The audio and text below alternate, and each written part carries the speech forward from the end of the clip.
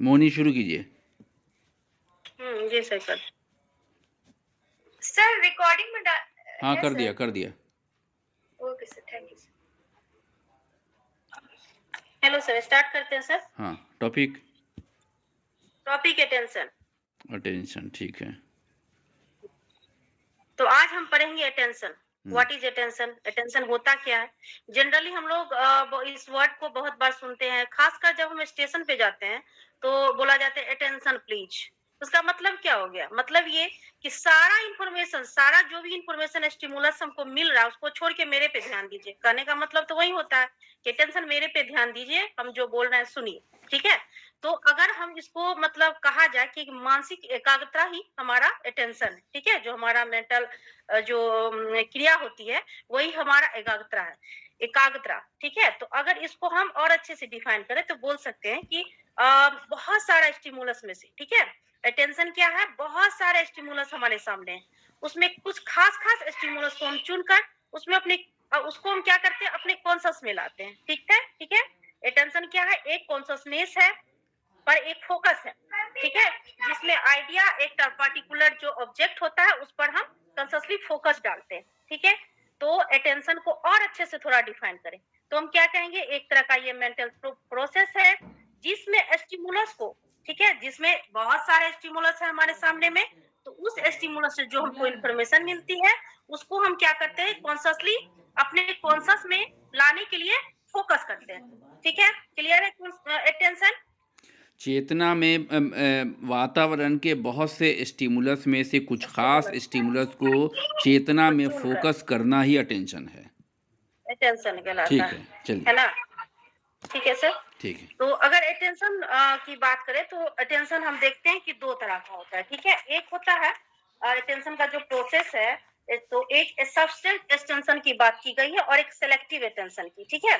तो substance extension क्या होता है कि लगातार किसी भी वर्क पर, किसी भी जो वर्क है, टास्क है, उस पर हम कंटिन्यूटी बनी रहती है हमारा अटेंशन का, ठीक है। अटेंशन का फोकस बना रहता है, ठीक है। सपोज हम एक एग्जांपल लें कि जब हम एग्जाम देते हैं, ठीक है, तो एग्जाम देते हैं तो क्या करते हैं, कंटिन्यू हम पढ़ाई करते रहते हैं, वही हमारा सब्सटेंस अटेंशन हो गया। और सेलेक्टिव अटेंशन कौन सा हो गया, जो बहुत सारा हमारे इन्वायरमेंट में बहुत सारे स्टिमुलस है, उस स्टिमुलस में से हम कुछ स्टिमुलस को चुन लेते हैं, ठीक है, और उस पर हम अपना ध्यान लगाते हैं सेलेक्ट करके, तो वैसे अटेंशन को सेलेक्टिव अटेंशन कहा गया।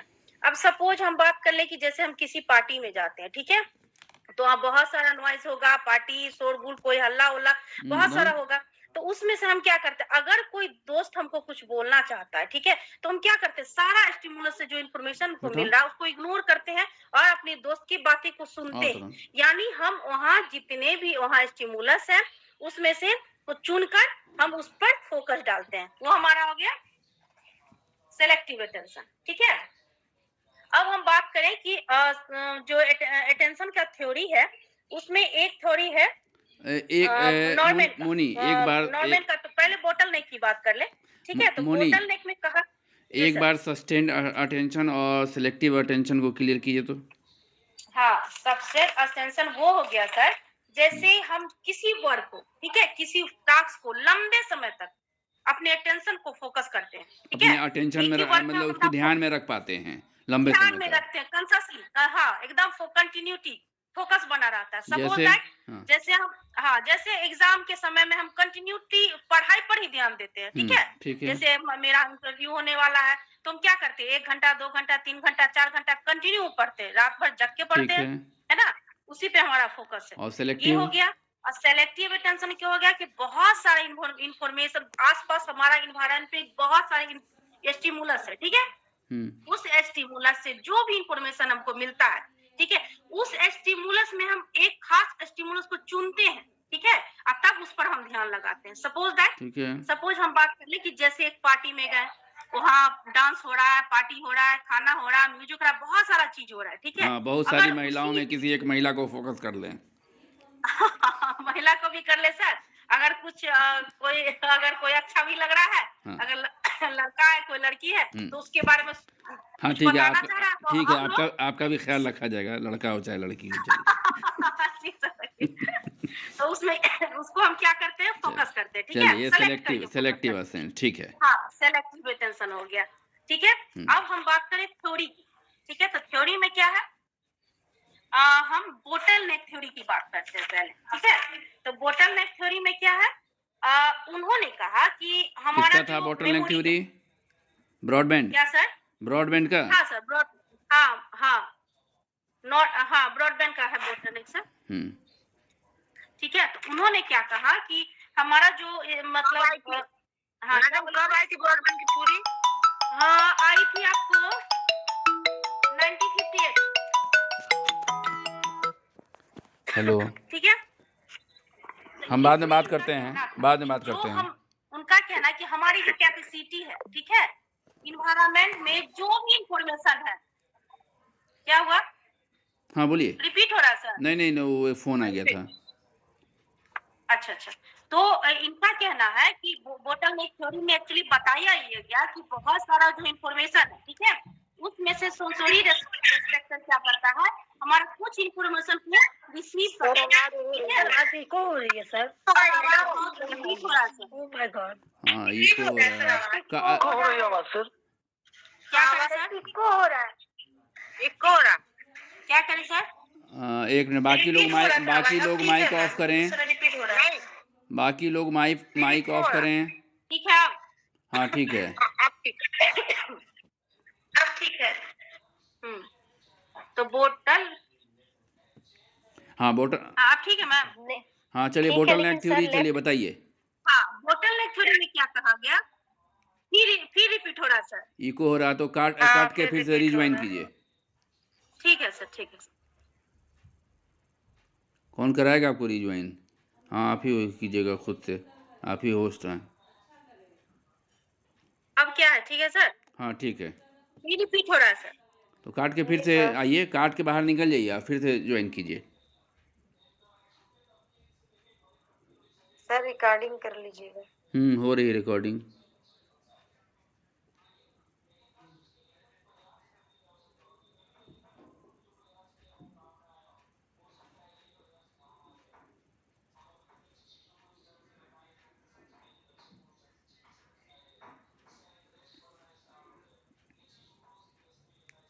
अब ठीक है सर? हाँ, हमको तो ठीक ही मिल रहा है आवाज़। आप बताइए इको। हेलो आप बताइए। सर, फिर रिकॉर्ड इको तीन आ रहा इको हो है रही है सर। हम रिपीट हो रहा है। हमको तो इको नहीं मिल रहा, मोनी की आवाज़ साफ मिल रही है। सर आप अपना अपना माइक ऑफ कीजिएगा सर, 1 मिनट जरा। हुँ। हेलो बोलिए मुनी। अब ठीक है ना? हाँ हाँ, तो इसमें इन्होंने अब क्या ठीक है। कहा? बोटलनेक थ्योरी में क्या क्या कि जो हमारे जो इन्वायरमेंट में जो स्टिमुलस है, उससे जो इंफॉर्मेशन इनपुट होता है, ठीक है? इनपुट हुआ इंफॉर्मेशन, तो उस इनपुट इंफॉर्मेशन में से हम क्या करते हैं? कुछ इंफॉर्मेशन जो हमारा होता है उसको हम लेते हैं, कुछ को इग्नोर कर देते हैं। बस इसी चीज को ध्यान रखना है, ठीक है? फिल्टरिंग पर ध्यान दिया इन्होंने, ठीक है? जो प्रोसेस बताया, उन्होंने कहा कि जो भी इन्वायरमेंट में हमारे स्टिमुलस से जो इंफॉर्मेशन मिलता है, उसमें से कुछ इंफॉर्मेशन को हम क्या करते हैं? सेलेक्ट कर लेते हैं और कुछ को क्या करते हैं? इग्नोर कर देते हैं, ठीक है? इस पर आधारित 2-3 थ्योरी बताया गया है, जिसमें एक पहला जो थ्योरी है मेरे ख्याल से मुनी, बोटलनेक थ्योरी हमको ये बताता है कि सेंसोरी इन्फॉर्मेशन जो बहुत सारे इन्वायरमेंट में मौजूद हैं, हाँ, ठीक है, वो एक साथ बार नहीं हम एक साथ एक साथ हमारे नहीं कर सकते, नहीं कर सकते। कॉन्शस में आते हैं। उसमें से कुछ जिनको हम सेलेक्ट करते हैं वो बोतल के अंदर चला जाता है, बाकी सारे बोटलनेक पर हाँ, फंस जाते हैं, वो अंदर नहीं जा जी, पाते हैं, ठीक है। नहीं तो जा पाते हैं। जिन स्टिमुलस को हम अटेंशन दे पाते हैं Attention, वो हमारे अटेंशन में आता है और बाकी बॉटलनेक में वो रुक जाता है। हाँ, ठीक। हाँ, तो बोटलनेक पर एक बहुत अच्छा एग्जांपल भी दिया गया कि जब हम बोतल में पानी डालते हैं, ठीक है, एक साथ फोर्स के साथ, तो क्या होता है? कुछ पानी बाहर निकलता है, कुछ अंदर जाता है। तो इसका मतलब हमारी ब्रेन का जो कैपेसिटी है, ठीक है, वो एक साथ इंफॉर्मेशन को रिसीव नहीं कर सकता है। इसीलिए क्या करता है? फिल्ट्रेशन होता है हमारा, ठीक है? तो इसी में फिल्ट्रेशन की थ्योरी में ब्रॉडबैंड की थ्योरी दिया गया 1958 में। मोनी मैम, जी सर। ये जो सिलेक्शन प्रोसेस है, ये इसको आप जरा सा डिफाइन करेंगे, ये सिलेक्शन प्रोसेस कैसे होता है? जो भी हाँ। इंफॉर्मेशन जो फिल्टर होगा, ये जी। फिल्टर होने का क्या प्रोसेस है? इस हाँ, पे प्रोसेस है क्योंकि सर। आपने अभी बताइए। जस्ट कहा कि हुँ। हम कुछ इंफॉर्मेशन को सिलेक्ट फिजिकल कर लेते हैं, जी सर, सेलेक्ट कर लेते फिजिकल हैं। तो क्या हाँ, भौतिक गुण एक मिनट मेरी बात जस्ट कंप्लीट होने दीजिए, फिर उसके बाद। ठीक है सर। तो आपने कहा कि हम कुछ इंफॉर्मेशन को सेलेक्ट करते हैं, तो जी। क्या हम करते हैं या कुछ बाय डिफॉल्ट भी सिलेक्शन होती है? इस चीजों पर आप थोड़ा फोकस करें, क्योंकि जी, कभी-कभी किसी स्टिमुलस की इंटेंसिटी जो हमारे थ्रेशोल्ड्स में सबसे ज्यादा होती है, थ्रेशोल्ड जी। लेवल से ऊपर होती है, तो वो हमारे अटेंशन के अंदर आ जाती है। जैसे अचानक किसी गाड़ी की हॉर्न आवाज़, जी। आवाज, तो इसमें हमारा सिलेक्शन कहीं से नहीं कि मैंने उसे सेलेक्ट किया, वो जी। बाय डिफॉल्ट होता है, क्योंकि उसकी इंटेंसिटी इतनी ज्यादा होती है हाँ, कि वो वो फिल्टर प्रोसेस के अंदर वो आया। इनवॉलंटरी अटेंशन हो गया वो। हाँ, इन्वॉल्वली हो गया सर। जी हुँ। सर। जी। अब इसमें ना सर फ़िल्ट्रेशन का जो प्रोसेस है, ठीक है? हमने कहा कि कुछ इन्फॉर्मेशन को हम सेलेक्ट करते हैं। सर मैम आप 2 डिवाइस से कनेक्ट हैं। रिपीट हो रहा है। सर आप अपना वाला थोड़ा-सा म्यूट कीजिए ना। अच्छा, 1 मिनट। तो ये फ़िल्ट्रेशन का जो प्रोसेस हमने बताया सर, तो उसमें फ़िज़िकल जो भौतिक गुण के वजह से होता है, स्टिमुलस का जो फ़िज़िकल कैरेक्टरिस्टिक्स होता है, बंद करो ना। तो उसकी वजह से होता है। जैसे हम स्टिमुलस के लाउडनेस की बात कर लें, स्टिमुलस के कलर की बात कर लें, ब्राइटनेस की बात करें, इंटेंसिटी की बात कर लें, ठीक है? तो ये हमारा क्या होगा, इसके वजह से हम किसी भी इन्फॉर्मेशन को क्या करते हैं, सेलेक्ट करके फिर हमारे मेमोरी में चला जाता है, ठीक है? तो ठीक है, क्लियर है सर? तो फिल्टर बस जैसा कि हम हाँ सर, तो फिर जैसा हम बताएं कि सिलेक्शन ये बोटलनेक थ्योरी की बात किए, फिर हमने बताया कि ब्रॉडबैंड ने क्या कहा कि जो भी इंफॉर्मेशन हमको मिला, तो फिल्टरिंग होता है हमारा इंफॉर्मेशन का। फिल्टरिंग कब होते ही सेंसोरी रजिस्ट्रेशन होता है, ठीक? उसके तुरंत बाद फिल्ट्रेशन होता है, और फिल्ट्रेशन होके तो वो इंफॉर्मेशन जो होता है वो अटेंडेंट इंफॉर्मेशन को रिसीव करता है, ठीक है? अनअटेंडेंट इंफॉर्मेशन को क्या करता है, वो मतलब छोड़ देता है। मेमोरी इनका कहना है, ब्रॉडबैंड का कहना है, ठीक है? कि वो नॉन अटेंडिंग जो इंफॉर्मेशन है उसको वो क्या करता है, छोड़ देता है, मेमोरी में नहीं जा पाता, जिसके वजह से कुछ समय बीतने के बाद डीके हो जाता है उसका, यानी फॉरगेटिंग हो जाता है। ये किसका कहना था, ब्रॉडबैंड का, ठीक है? क्लियर? बस हम तीनों जो थ्योरी है ना उसको हम बता दे रहे हैं कि क्या क्या बात है और तीनों में क्या डिफरेंस है, ठीक है?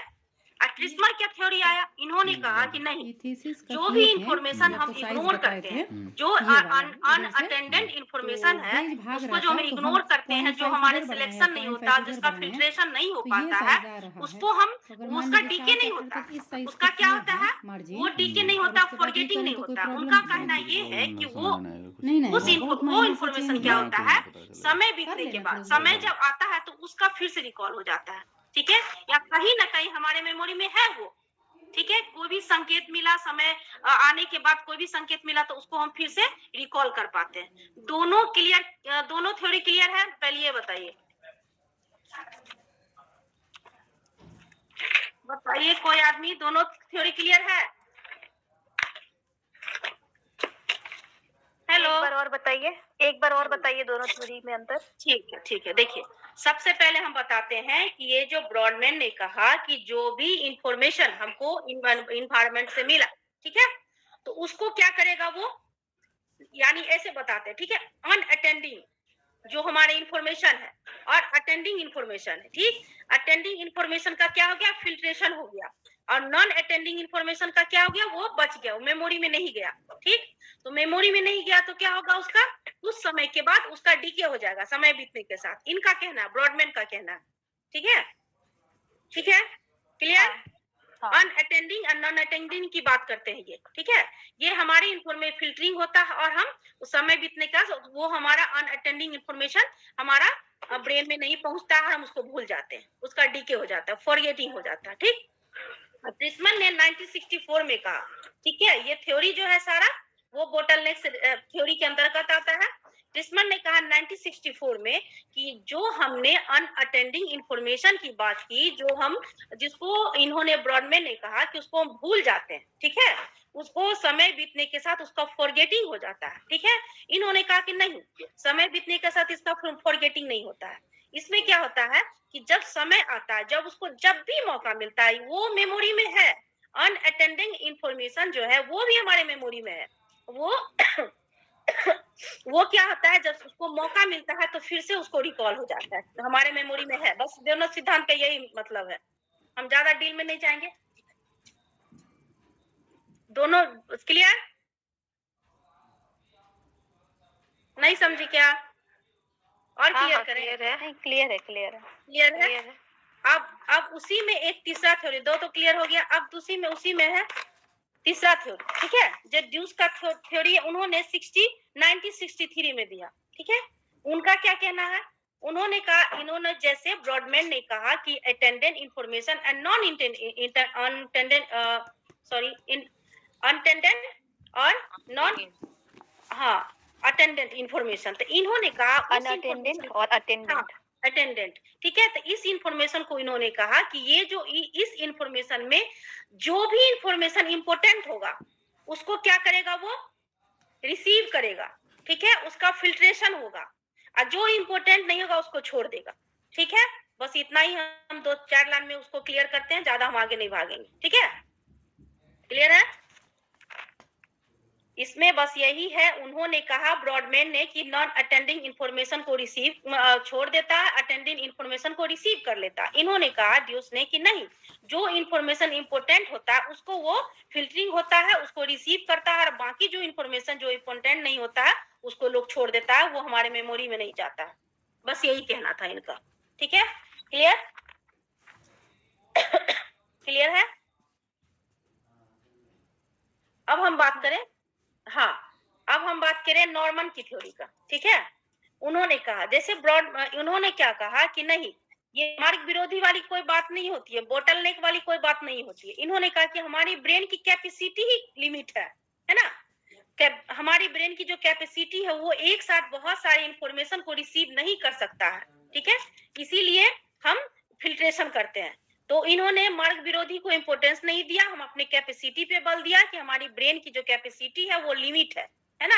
और हम क्या करते हैं, जब किसी वर्क पे हम जब ध्यान देते हैं, ठीक है, तो हम क्या करते हैं, मेंटल एफर्ट लगाते हैं, ठीक है।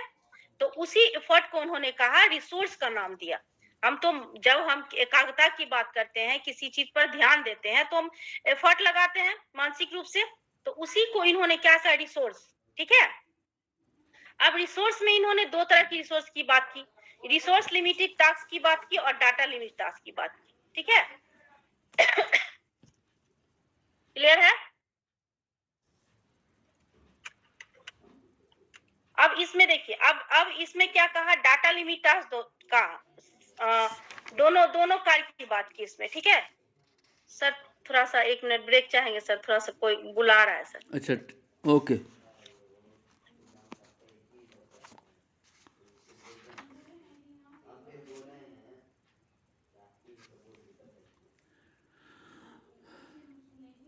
बेसिकली देखिए, हम लोग बात कर रहे थे अटेंशन का, अटेंशन क्या है और अटेंशन के कुछ सिद्धांत हैं। तो बॉटलनेक थ्योरी, जिसको हम लोग फ़िल्टर थ्योरी के नाम से भी जानते हैं, फिर एक थ्योरी है नॉर्मन बैब्रो की, वो भी अटेंशन की थ्योरी है, एक नाइसर मॉडल है और एक कैपेसिटी मॉडल है।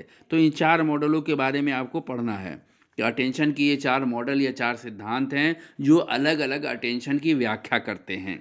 तो जो बताया गया कि बॉटलनेक थ्योरी या फ़िल्टर थ्योरी में, वो बहुत सिंपली था कि वातावरण में बहुत सारे स्टिमुलस मौजूद होते हैं और व्यक्ति क्या करता है, वो एक साथ जब चेतना में हम उसको लाने की कोशिश करते हैं तो हमारे ब्रेन की कैपेसिटी लिमिटेड होती है, जिसकी वजह से कुछ सूचनाएं बोतल के अंदर जाती हैं, यानी ब्रेन में जाती हैं, और बाकी सूचनाएं बोटल नेक में फंस जाती हैं, बोटल नेक की स्थिति उत्पन्न हो जाती है, यानी बहुत सारी सूचनाएं बाहर ही रह जाती हैं जिस पर हम ध्यान नहीं दे पाते हैं।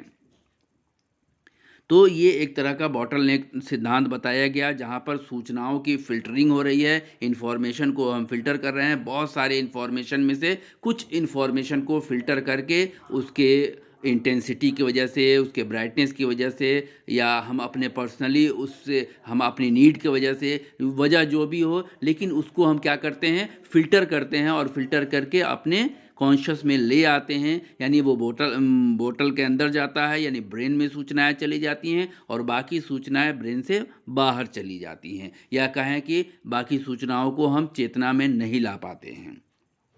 नॉर्मैन की थ्योरी क्या कहती है, आइडिया किसी को?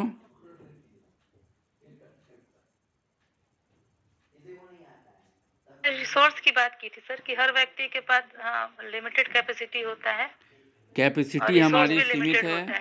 और डेटा लिमिट है जी। रिसोर्स लिमिट टास्क है दो सर। तरह के बीच अंतर किया, दो तरह के टास्क के बीच अंतर किया था, रिसोर्स लिमिटेड और डेटा लिमिटेड टास्क क्या के है ये बीच। दो चीज़ें? उन्होंने, नॉर्मैन और बैब्रो ने जो कहा कि दो तरह का, एक कहा रिसोर्स लिमिटेड टास्क और दूसरा डेटा लिमिटेड टास्क, क्या है ये दोनों? सर रिसोर्स बेसिकली सर मेरे ख्याल से वो व्यक्ति से रिलेटेड है कि व्यक्ति के पास रिसोर्स जो होता है वो लिमिटेड होता है। अगर वो एक समय में दो काम एक साथ करता है और उस पे वो अपना रिसोर्स दो जगह देता है तो वहाँ परफॉर्मेंस खराब होता है उसका। लेकिन अगर वो एक ही काम करता है, रिसोर्स उसी पर देता है अकेले एक काम पे, परफॉर्मेंस तो अच्छा वहाँ हो उसका जाता परफॉर्मेंस अच्छा होता है। अच्छा हो जाता है। हाँ, और जी। डेटा लिमिटेड जो है वो सर स्टिमुलस से रिलेटेड है कि उसका जो कैपेसिटी है ये ना स्टिमुलस का वो बहुत मतलब लिमिटेड होता है। ये रिहर्सल बेस्ड परफॉर्मेंस पे है और ये स्टिमुलस पे है। हाँ, है ना? रिसोर्स को हम बढ़ा सकते हैं जी बढ़ा सर, सकते रिसोर्स हैं, हाँ। लिमिटेड को हम ट्रेनिंग के थ्रू उसको हम इनहेंस कर सकते हैं, हाँ। पर डेटा वाले पे बहुत फोकस करने के बाद भी हम उसको नहीं उसको बढ़ा सकते। नहीं बढ़ा, उसका निष्पादन जो हो जाएगा क्या हो जाएगा, हाँ, पूछ मतलब रहे हैं। घट जाएगा वहाँ उसका पे जो हाँ performance वहाँ है, घट जाता है, उससे उसका कोई घट असर नहीं जाता होता है किसी भी हाँ, चीज का। परफॉर्मेंस घट जाएगा उसका। बस यही चीज है उसमें, ज्यादा कुछ है नहीं, है ना? नॉर्मैन ने क्या कहा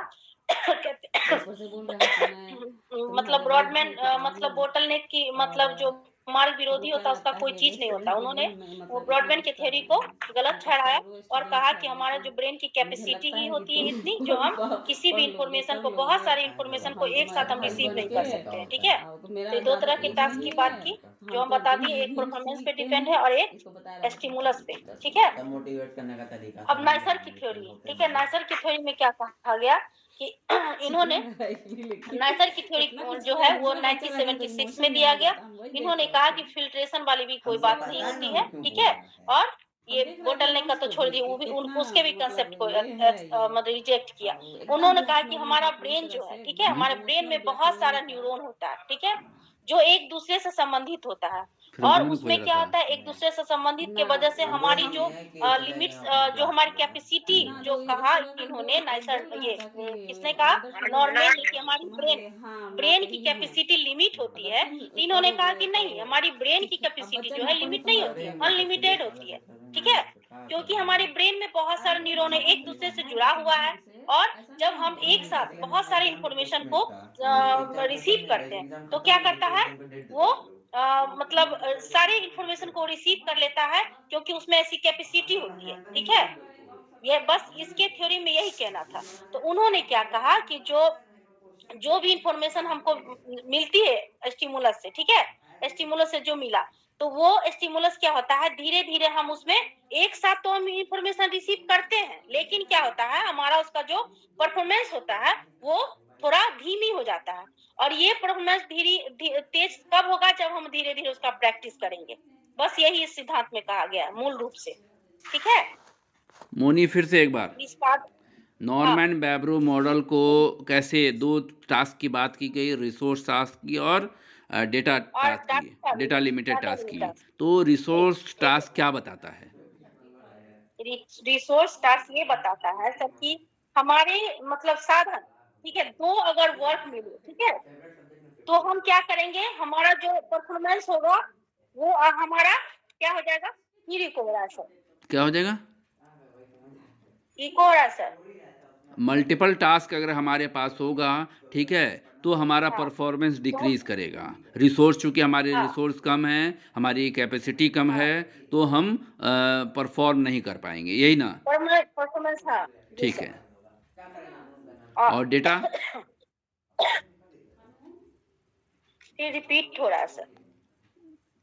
अब डाटा रिसोर्स में क्या कहा, इन्होंने स्टिमुलस पर फोकस दिया, ठीक है सर। स्टिमुलस पे फोकस दिया कि हम इसमें परफॉर्मेंस को जो है हमारा इसमें परफॉर्मेंस खराब हो जाएगा, कितना भी कोशिश कर ले इसमें मेरा परफॉर्मेंस जो हो जाए डाटा लिमिट, क्योंकि हमारा कैपेसिटी तो लिमिट है, ठीक है। तो इसमें ये अपना परफॉर्मेंस को डिक्रीज कर लेता है इसमें डाटा लिमिटेशन में, ठीक। अब आ गया नाइसर मॉडल। नाइसर मॉडल में कहा कि इन्होंने कहा कि डाटा, एक मिनट मोनी मैम, एक मिनट। हाँ बोलिए। डाटा लिमिटेड टास्क आपने कहा कि इसमें स्टिमुलस फोकस होता है और परफॉर्मेंस डिक्रीज होता है, क्यों डिक्रीज होता है? हाँ, डिक्रीज इसलिए होता है कि जब हम एक साथ, ठीक है, मतलब एक साथ को मतलब इसमें क्या होगा ना, मतलब थोड़ा सा हम एग्जांपल के थ्रू समझाना चाहते हैं, ठीक है। स्टिमुलस का गुण जो होता है ना वो सीमित होता है, ठीक है। स्टिमुलस के गुण पे डिपेंड है, तो वो सीमित होता है, जिसके कारण हमारा जो रिसोर्स जो उपलब्ध है, रिसोर्स है, वो हमारा क्या हो जाएगा, मतलब परफॉर्मेंस हमारा मतलब डिक्रीज हो जाएगा, ठीक है, क्योंकि स्टिमुलस पे डिपेंड है, इसीलिए होगा ये। तो अगर बहुत तेज आवाज में अगर पेन गिर जाए तो हम पेन पे नहीं फोकस कर पाएंगे, हम अब बहुत कोशिश करने के बाद भी हम उस पेन के गिरने की आवाज को नहीं सुन पाएंगे बहुत तेज आवाज में, क्योंकि वो जो पेन है हमारा, वो स्टिमुलस जो है उसकी कैपेसिटी इतनी लिमिटेड है, उसको उतनी कैपेसिटी, उससे ज्यादा वो नहीं कर सकता है आवाज, नहीं कर सकते। तो बहुत फोकस करने के बाद भी हम उस पर ध्यान नहीं दे पाएंगे, नहीं दे पाएंगे। ये है डेटा लिमिटेड। डाटा लिमिटेड, जी सर। मतलब डेटा लिमिटेड का मतलब हुआ कि जो ऑब्जेक्ट है हमारा, जो इंटेंसिटी लाता है, ठीक है, जिस इंटेंसिटी से वो हमारे अंदर अटेंशन उत्पन्न करता है, उसमें इंटेंसिटी की कमी है, वो मैक्सिमम इंटेंसिटी पर भी वो आपके अंदर अटेंशन नहीं ले आएगा, नहीं ला पाता है, जी ठीक सर। है। हाँ, अब बात करें नाइसर मॉडल की, ठीक है। नाइसर मॉडल में क्या कहा, इन्होंने कहा कि नहीं, इसमें जो हम ये लिमिट कैपेसिटी की बात इन्होंने नहीं की, कि ऐसा कुछ नहीं कि हमारे ब्रेन की कैपेसिटी जो लिमिट होती है, इन्होंने उनके सिद्धांत को अवहेलना किया और कहा कि हमारी ब्रेन की कैपेसिटी जो है असीमित होती है, ठीक है। हम क्योंकि हमारे ब्रेन में अरबों न्यूरॉन है, अब और ये न्यूरॉन जो है एक दूसरे से संबंधित है, ठीक है। तो क्या होगा, हमारे मतलब सामने में जो कुछ भी इंफॉर्मेशन, जो भी कुछ इंफॉर्मेशन होगा वो हम क्या करेंगे, एक साथ रिसीव करेंगे, क्योंकि हमारे ब्रेन की कैपेसिटी जो अनलिमिटेड है ना। अब क्या होगा, सिर्फ हमारा हम कुछ मात्रा पर कुछ इंफॉर्मेशन हो, कितनी मात्रा पर ध्यान दे पाएंगे, ये सीमित नहीं होती है, हम इंफॉर्मेशन को रिसीव करते हैं। बस अंतर ये है कि हम क्या करते हैं कि कई चीजों को जो एक बार हम रिसीव करते हैं, जिसके कारण हम हमारा जो निष्पादन परफॉर्मेंस, कार का जो परफॉर्मेंस होता है वो क्या हो जाता है, थोड़ा धीमी पड़ जाता है, ठीक है। और ये धीमी तब ठीक होता है, परफॉर्मेंस हमारा तब बेटर होता है जब हम धीरे धीरे उस चीज का हम प्रैक्टिस कर लेते हैं। बस इतना ही कहा गया इसमें, ठीक है। चलिए, हो गया attention. Thank you. Attention clear है, अटेंशन के क्या है, ठीक है, और अटेंशन के सिद्धांत जो 4 थे वो आपको देखना है। इसमें एक आध चीज़ और थी, क्या सर? एक यॉर्क डॉडसन नियम था, किसी ने पढ़ा है? यॉर्क डॉडसन का जो नियम था, रिवर्स, उल्टा यू, इन्वर्टेड यू। इसमें बताया गया था कि उत्तेजन स्तर तथा परफॉर्मेंस के संबंध के बीच इन्वर्टेड यू का संबंध होता है, ठीक है, जो ये बताता है कि लॉन्ग टर्म अटेंशन जो होगा वो क्या करता है, परफॉर्मेंस उस समय सबसे अधिक होता है जब व्यक्ति का उत्तेजन स्तर मीडियम होता है, यानी हमारा एराउजल स्टेट अगर मीडियम है तो उस वक्त हमारा परफॉर्मेंस सबसे अच्छा होता है। बहुत ज़्यादा हम उत्तेजित हैं, बहुत ज़्यादा एराउजल है तो वहाँ पर भी कम होगा, और बहुत कम हमारा एराउजल लेवल है वहाँ पर भी कम होगा। यानी दोनों पॉइंट पर, जहाँ पर उत्तेजना बढ़ रही है वहाँ पर बहुत तीव्र है वहाँ पर भी, और जहाँ पर उत्तेजना बहुत कम है वहाँ पर भी, यानी जो मिडिल स्टेप है वो हमारा सबसे पीक स्टेप होगा, और वहीं पर हम क्या करेंगे, परफॉर्मेंस हमारा सबसे अच्छा होगा। इसलिए जब इंटरव्यू देने जाइएगा तो यॉर्क डॉडसन की थ्योरी याद रखिएगा कि हमको बहुत ज़्यादा पैसिव नहीं होना है और बहुत ज़्यादा एक्साइटेड नहीं होना है, क्योंकि ये दोनों ही परफॉर्मेंस को ख़राब करेगा। ठीक है? तो बहुत जी ज़्यादा सर। एक्साइटेड नहीं होना है, बहुत ज़्यादा पैसिव नहीं होना है, क्योंकि दोनों ही कंडीशन में परफॉर्मेंस ख़राब होता है। तो अटेंशन का फोकस हमारा कितना होगा? सिर्फ उतना ही जो मिडिल एवरेज हो, चीज़ों को हम अच्छे ढंग से ले पाएँ। ठीक है? जी सर। चलिए नेक्स्ट दीपिका आएंगी कि संगीता आएंगी? जी सर। चलिए दीपिका। सर हमको ऐसा ज्यादा लोग का सुनेंगे तो फिर हम कंफ्यूज हो जाएंगी, डर जाएंगे। कन्फ्यूजी आ जाएंगी। डर जाएंगे। सब लोग बहुत अच्छा पढ़ाते हैं सर। अरे ये तो अच्छी बात है ना, कि वही तो सर, अच्छों इसलिए के तो बीच पहले में हम हम लोग पढ़ा लें। रहेंगे। तो वो पुरानी देखी देहाती कहावत है कि खरबूजा को देख के खरबूजा भी रंग पकड़ता है। रंग बदलता है जी। चलिए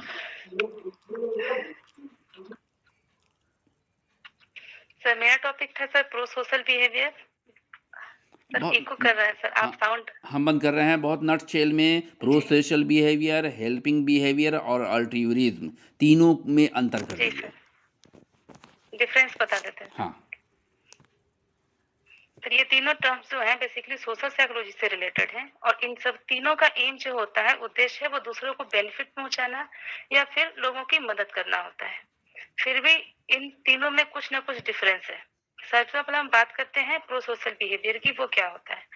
प्रो सोशल बिहेवियर जो है वो एक ऐसा बिहेवियर है जिसमें व्यक्ति दूसरों की हेल्प करता है और साथ ही साथ स्वयं वो मतलब खुद के लिए भी कुछ बेनिफिट अपना वो सोचता है। मतलब एक तरह का सेल्फिश बिहेवियर है ये। इसके पीछे जो हेल्प करने का रीजन होता है व्यक्ति का, वो थोड़ा सा सेल्फिश होता है। इसमें हम जैसे ब्लड डोनेट करना, गरीबों को खाना खिलाना, कंबल बांटना, ओल्ड एज होम में या फिर अनाथालय में जो दान पुण्य करना जो होता है, उन सब बिहेवियर को बेसिकली इसमें रखा जा सकता है प्रो सोशल बिहेवियर में। और इसके पीछे हेल्पर का जो सेल्फिशनेस का जो रीजन होता है वो बेसिकली मॉनेटरी मतलब पैसा से रिलेटेड नहीं होता, बल्कि सोशल प्रेस्टीज पाना, जिसकी वो हेल्प किया है उसके द्वारा जो आभार प्रदर्शन किया जाता है उसकी अपेक्षा करना, या पेपर में नाम आ जाए, ये सब एक उसका मोटिव होता है, रीजन होता है हेल्प करने के पीछे। ये हमारा प्रो सोशल बिहेवियर हुआ। प्रो सोशल बिहेवियर एक बहुत ही ब्रॉड टर्म है जिसमें कि हम उन सभी बिहेवियर को शामिल कर सकते हैं जिसमें लोगों की मदद की जाती है। हर वो बिहेवियर इसमें आता है, और इसी में हेल्पिंग बिहेवियर और अल्ट्रुइस्टिक बिहेवियर भी इसमें हम शामिल करते हैं। अब है कि हेल्पिंग बिहेवियर क्या है। तो हेल्पिंग बिहेवियर एक ऐसा बिहेवियर है जिसमें व्यक्ति दूसरों की हेल्प करके अपनी एक तरह की ड्यूटी और अपना रोल पूरा करता है। ये हेल्पिंग बिहेवियर में आता है। जैसे कि इसमें एग्जांपल हम ले सकते हैं, मॉल में या शॉप में जब हम जाते हैं, वहाँ जो सेल्समैन का रोल होता है कि हम वहाँ उसे पूछते हैं कि भाई किसी भी सामान का प्राइस क्या है या वो कहाँ रखा हुआ है, तो वो हमारी हेल्प करता है, अपनी ड्यूटी पूरी करता है, अपना रोल प्ले करता है कि वो बताता है कि कौन सा सामान कहाँ है और बेसिकली उसका क्या उसका प्राइस है। मतलब यह है कि व्यक्ति उससे हेल्प मांगता है अगले से, और व्यक्ति उसकी दूसरी व्यक्ति उसकी हेल्प करता है। ये हेल्पिंग बिहेवियर है। अल्ट्रुइस्टिक बिहेवियर है तीसरा हमारा। तो एक ऐसा बिहेवियर है जिसमें व्यक्ति अनसेल्फिश होकर बिना किसी स्वार्थ के वो किसी की भी हेल्प करता है। इसमें एक तरह से इम्पैथी की भूमिका ज्यादा बतलाई गई है। व्यक्ति खुद उस सिचुएशन में रह के, उस व्यक्ति की जगह पर रह के वो उसको फील करता है और तब वो कोई बिहेवियर करता है। कोई भी अल्ट्रुइस्टिक बिहेवियर मतलब कोई भी बिहेवियर हमारा अल्ट्रुइस्टिक है या नहीं, इसके लिए कुछ चीजें हैं जो कि जरूरी बताई गई हैं। इसमें पहला है कि इससे दूसरे व्यक्ति को बेनिफिट बिल्कुल होना ही चाहिए। दूसरा है कि जो भी मदद कर रहा है व्यक्ति वो वॉलंटरी होना चाहिए, स्वेच्छा से मदद कर रहा हो। और तीसरा और सबसे इम्पोर्टेंट आ जाता है इसमें कि वो जो भी बिहेवियर कर रहा है हेल्पिंग बिहेवियर, वो बिना किसी रिवार्ड के एक्सपेक्टेशन के होना चाहिए। जैसे फ्री ट्रीटमेंट करना, बिना पैसा लिए अगर गरीब बच्चों को कोई पढ़ा रहा है, या फिर कहीं घर में आग लग गई हो तो उसमें वो कूद जाए किसी को बचाने के लिए, मतलब रिस्क है फिर भी वो कुछ सोचता नहीं है, और उसमें वो अगर आ जाता है हेल्प करने के लिए तो वो अल्ट्रुइस्टिक बिहेवियर में आता है। ये 3 तरह का बिहेवियर है हमारा। 4 तरह के अल्ट्रुइज्म के बताए गए हैं टाइप्स। पहला जेनेटिक अल्ट्रुइज्म है। तो इसमें बेसिकली इसमें यही कहा गया कि व्यक्ति को अपने माता पिता से ही कुछ ऐसे जीन्स मिले होते हैं जिसकी वजह से वह अल्ट्रुइस्टिक बिहेवियर करने के लिए मोटिवेट होता है। दूसरा रेसिप्रोकल है। रेसिप्रोकल अल्ट्रुइज्म ये बेस्ड है हमारे mutual give and take relationship पे। इसमें दूसरों की मदद व्यक्ति ये सोचकर करता है कि एक दिन अगला व्यक्ति भी जिसकी हम हेल्प कर रहे हैं वो भी मेरी हेल्प करेगा, जरूर से करेगा। और तीसरा आता है ग्रुप सेलेक्टेड अल्ट्रुइज्म। ये बेस्ड है ग्रुप एफिलिएशन पे कि अगर मदद जो चाहने वाला व्यक्ति है वो हेल्पर की जो मदद कर रहा है उसके सोशल ग्रुप का ही अगर कोई सदस्य है तो वो उसकी मदद करने के लिए जल्दी से आगे आएगा, कुछ बिना किसी हिचकिचाहट के। और लास्ट हमारा चौथा आता है प्योर अल्ट्रुइज्म, जिसकी हमने अभी बात की, जिसको कि मोरल अल्ट्रुइज्म भी कहते हैं। इसमें व्यक्ति बिना किसी स्वार्थ के, जबकि वो काम रिस्की भी हो सकता है, पीड़ित व्यक्ति की जो भी है हेल्प कर चाहने वाला व्यक्ति उसके हेल्प करने के लिए वो तैयार रहता है। तो इन तीनों में बेसिकली हम दोनों में डिफरेंस अगर करें प्रो सोशल में और अल्ट्रुइस्टिक बिहेवियर में, तो यही है कि हर अल्ट्रुइस्टिक बिहेवियर जो होता है वो प्रो सोशल तो हो सकता है, लेकिन हर प्रो सोशल बिहेवियर जो हमारा होता है वो कम्प्लीटली अल्ट्रुइस्टिक बिहेवियर नहीं हो सकता, क्योंकि वो उसमें सेल्फिशनेस होती है और अल्ट्रुइस्टिक बिहेवियर में सेल्फिशनेस नहीं होती है। पर इसके फैक्टर्स और थ्योरी भी हैं, वो बताएं या फिर नहीं? ठीक है, डिफरेंसेस समझ में आ गया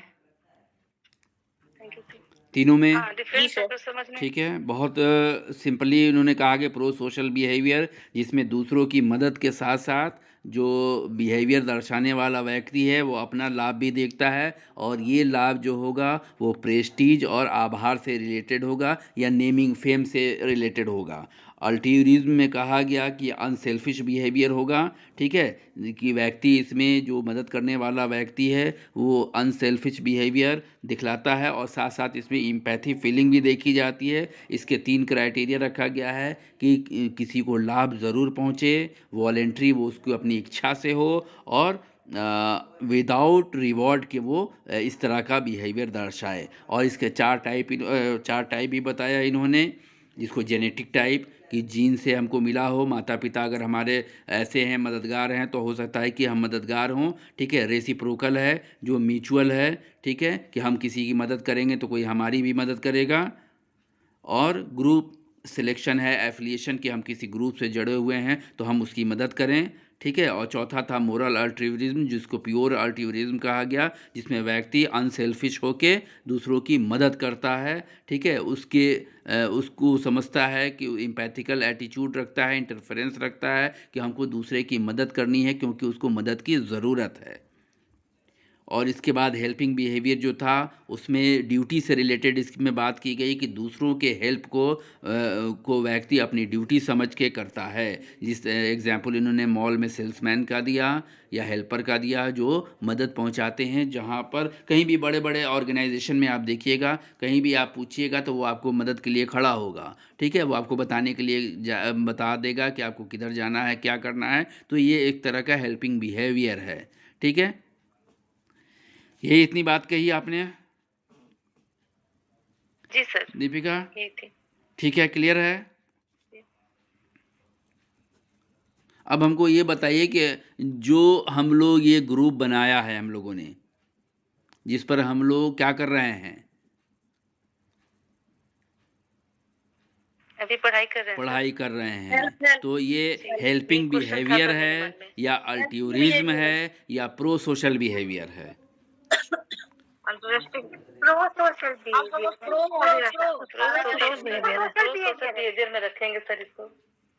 सबका देखिए, अपना अपना कुछ है कि इससे हमको भी नहीं, कुछ सबका लाभ हो नहीं। जाएगा। देखिए, ग्रुप तो हमने बनाया, तो ग्रुप तो हमने बनाया, ठीक है। तो हमारा जो बिहेवियर है वो कहाँ रख रही हैं आप ही बताइए? प्रो सोशल बिहेवियर में? रखेंगे सर। अल्ट्रुइस्टिक में सर, फिरोजपुर के इंटेंशन पर इसे कॉपरेशन में रखा जाए या इसे प्रो सोशल में रखा जाए, ये तो टोटली डिपेंड ऑन यू। हमको लगता है कि आपके ऊपर depend करता है, सर। हेल्पिंग बिहेवियर में रख दें इसको। ये हमारी ड्यूटी है, ये हमारी ड्यूटी है। नहीं सर, नहीं सर। अब इसे सर आप जहाँ उठा के रख दे वहाँ फिट हो जाए। कॉलेज और स्कूल में हो सकता है, पर सर मदद तो तीनों में ही हो रही है ना। हाँ, लेकिन देखिए, पहले वाले में जो मदद करने वाला है वो अपना बेनिफिट देख रहा है, ठीक है। दूसरे वाले में वो अनसेल्फिश है, वो अपना फ़ायदा नहीं देख रहा है, ठीक है। ठीक है, और तीसरा जो है वो ड्यूटी समझ रहा है कि हमको ड्यूटी में हमारा है कि हमको मदद करनी है। ठीक है, नहीं तो सर आप अल्ट्रोस्टिक ही में तो है ना। वही सर, ये रखना। हम तीनों नहीं सर, अच्छा, ये not जो your duty, sir. दीपिका, ये 4 टाइप जो बताया गया है ना, अल्ट्यूरिस्टिक जी सर। बिहेवियर का या प्रो सोशल बिहेवियर का या हेल्प नहीं, अल्ट्यूरिज्म का ही बताया। एक 5वां फैक्टर क्यों नहीं आपने बताया कि ये जो अल्ट्यूरिज्म बिहेवियर है ये लर्न बिहेवियर है, सीखा गया बिहेवियर है, हम सोसाइटी से सीखते जी हैं, सर। समाज से ये मदद ले। सोशल फैक्टर में आता है सर। हाँ, तो हम जी सर, समाज से ये सीखते सोशल हैं ना, फैक्टर जब बताते हैं सर तो हम जिस उसमें आता है। माहौल में रहते हैं जहाँ पर लोग एक दूसरे को मदद करते हैं, वहाँ से हम क्या सीखेंगे? मदद करना ही सीखेंगे। ठीक है, और सर लर्न तो अल्ट्रोस्टिक लर्न बिहेवियर है ना ये। जी सर है सर। अभी फैक्टर्स में आते सर तो ये क्लियर होता सर, इधर तो हम नहीं तो जोड़े एक थे। टाइप हम लोग ये आगे नहीं था बताया, सर। जेनेटिक टाइप आपने बता दिया कि जीन से रिलेटेड होगा, रेसिप्रोकल जो हो गया, म्यूचुअल हो जी। गया। तो एक बिहेवियरल अप्रोच भी हम लोग इसमें डाल सकते थे कि बिहेवियरल टाइप बनाइए अलग से, किताब को छोड़ दीजिए। जी सर. जी, किताब में तो सर नहीं है, नेट पे नहीं है था तो सर। हम लोग के अपने किताब में रहेगा कि एक ये भी फैक्टर है। जी। सब कुछ किताब में रहेगा तो हम लोग क्या करेंगे? कुछ नया करेंगे ना, सर, उस लेवल पर आ गए हैं. तो कुछ नया करेंगे ना हम लोग। चलिए, जी सर, जी सर. वेरी गुड दीपिका, बहुत अच्छा पढ़ाया। चलिए संगीता, थैंक यू सर। जी सर. आइए, क्या पढ़ाएंगी आप? सर, क्रिएटिविटी टॉपिक मेरा था सर. अच्छा चलिए, क्रिएटिविटी, चलिए कुछ आज क्रिएटिविटी कीजिए। क्रिएटिविटी क्या है सबसे पहले तो सर आप माइक म्यूट कर लीजिए सर. वो सारा प्रॉब्लम हम ही से है। क्रिएटिविटी एक ऐसी टेंडेंसी है जिसमें नए मतलब नए आइडियाज पॉसिबिलिटीज को रिकॉग्नाइज करते हैं या फिर उसको जनरेट करने की एक टेंडेंसी है जो लोगों में प्रॉब्लम सॉल्विंग बोलो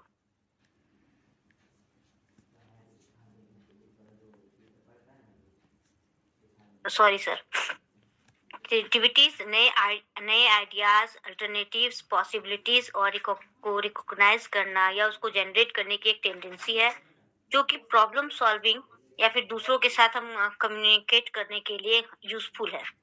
दूसरा मैं कह सकते हैं कि क्रिएटिविटी क्या है कि जो भी फैक्ट व्यक्ति को दिए जाते हैं उसमें अपनी तरफ से कुछ मतलब जोड़कर कुछ नया करना, कुछ यूनिक करना, कुछ उसमें ओरिजिनलिटी लाना या फिर उसका अनयूजुअल यूज बताना, ये क्रिएटिविटी होता है। क्रिएटिव जो पर्सन होंगे उसके कुछ करेक्टरिस्टिक्स होते हैं, जैसे उसमें फ्लेक्सिबिलिटी होगा, वो उसमें क्यूरियोसिटी देखी जाएगी, उसमें स्ट्रांग मोटिवेशन देखा जाएगा, वो चैलेंजिंग एक्सेप्ट करेंगे, उनमें पॉजिटिव एटीट्यूड देखा जाएगा, वो टास्क फोकस्ड होंगे, उनका जो मेंटल लेवल होगा वो भी काफी हाई होगा। उनमें एक गुण और देखा जाएगा ब्रेन स्ट्रोमिंग की। अब बात अगर हम करते हैं कि अगर क्रिएटिविटी और इंटेलिजेंसी में क्या संबंध है, मतलब क्या जो लोग ज्यादा क्रिएटिव होंगे तो क्या वो ज्यादा इंटेलिजेंट होंगे, तो इसमें बहुत सारा स्टडी किया गया है, लेकिन ये जेनसन की स्टडी ये बताती है कि जो लोग ज्यादा क्रिएटिव होंगे वो जरूरी नहीं कि काफी हाईली वो इंटेलिजेंट होंगे या उनका आईक्यू जो है ज्यादा हो। एक लेवल सर जो मतलब 130 से ऊपर जाने के बाद क्रिएटिविटी और इंटेलिजेंस में नेगेटिव कोरिलेशन देखा गया है, यानी कि अगर 90 से लेके 120 के बीच क्रिएटिविटी जो है सबसे ज्यादा देखा जाता है, लेकिन अगर वो उससे ज्यादा उसका ग्राफ ऊपर जाता है तो दोनों में नेगेटिव कोरिलेशन देखा जाता है। क्रिएटिविटी का सर स्टेज होता है, 4 स्टेज है। संगीता जी कोई स्टडी कोट करें यहाँ पर जो नेगेटिव कोरिलेशन को बताती है वो? जेनसन की जी सर, थ्योरी बताया जेनसन की उन्होंने, study है। आर्थर जेनसन की। ये जेनसन ने कहा नेगेटिव कोरिलेशन है जी सर, उनकी स्टडी है कि क्रिएटिविटी हाई होगी थी इंटेलिजेंस लो होगा। क्रिएटिविटी नहीं, उन्होंने एक कहा लेवल कि पे 130 इंटेलिजेंस के ऊपर जैसे जैसे बढ़ेगा क्रिएटिविटी कम होती जाएगी, ये कहा। तो नेगेटिव वही हो गया ना, नेगेटिव या कोई हाँ, वाइस वर्सा, हाँ, कोई भी बढ़ेगा कोई वो घटेगा। हाँ, ये स्टडी कब हुई? जेनसन की स्टडी है, आर यू श्योर? जी सर, आर्थर sure है। जेनसन। ठीक हो, ठीक। उसके बाद सर क्रिएटिविटी का स्टेज होता है, सबसे पहले उसमें हम देखते हैं कि 4 उसका स्टेज 5 स्टेज है जिसमें ओरिएंटेशन एक स्टेज है। ओरिएंटेशन मतलब जहाँ मतलब ओरिएंटेशन में क्या होता है कि जो भी प्रॉब्लम है, प्रॉब्लम से रिलेटेड जो भी उसकी जो एक तरह से हम उसको डिफाइन करते हैं कि प्रॉब्लम क्या है। 1 मिनट सॉरी। हाँ, प्रॉब्लम क्या है मतलब किस तरह का उसको उसका कैरेक्टरिस्टिक्स है। दूसरा जो स्टेज होता है वो होता है प्रिपरेशन। इस स्टेज में क्या देखा जाता है जो भी प्रॉब्लम से रिलेटेड जो भी जो इम्पोर्टेंट फैक्ट्स होता है, जो भी प्रमाण होता है, उसको व्यक्ति क्या करता है ऑर्गेनाइज करता है। और इसमें एक चीज ट्रायल एंड एरर भी देखा जाता है। तीसरा जो स्टेज होता है सर वो इक्वेशन का होता है, थर्ड स्टेज। और इसमें व्यक्ति क्या करता है वो बिल्कुल मतलब निष्क्रिय हो जाता है। वहां पे आके वो क्या करता है कि जब उसको प्रॉब्लम का सॉल्यूशन नहीं मिलता है तो वो बिल्कुल इसे छोड़ देता है, रेस्ट करने लगता है या इंक्यूबेशन। या फिर हाँ, इनक्यूबेशन थर्ड स्टेज सर। ठीक है। इसमें और वो लेकिन रेस्ट तो करता है लेकिन अनकॉन्शियसली जो है उस प्रॉब्लम का जो भी सॉल्यूशन होगा उसके बारे में वो सोचता रहता है। फोर्थ स्टेज होता है इल्यूमिनेशन। इसमें बत्ती क्या होता है बत्ती कि जली। व्यक्ति को अचानक अचानक से मतलब समस्या का समाधान मिल जाता है।